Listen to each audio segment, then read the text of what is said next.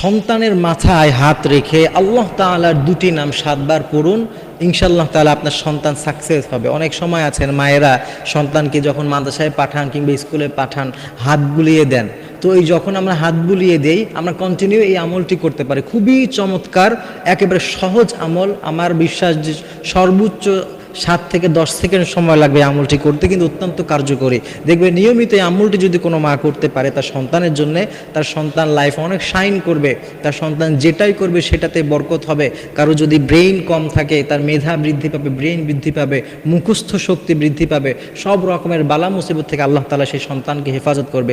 সেটি হচ্ছে মা এবং বোনেরা তাদের সন্তানকে মাথায় হাত বুলিয়ে দিয়ে আল্লাহ দুটি নাম পড়বে, বলবে যে ইয়া আল্লাহু ইয়া বাররু। এতটুকুই আমল, ইয়া আল্লাহু ইয়া বাররু, এটা বলে সন্তানের মাথায় আমরা হাত বুলিয়ে দেব। যখনই সময় পাই কন্টিনিউ আমরা প্রতিদিন এই আমলটি নিয়মিত করতে থাকবো। দেখবেন আপনার সন্তানের লাইফটা আস্তে আস্তে পরিবর্তন হচ্ছে, সুন্দর হচ্ছে, গোছালো হচ্ছে।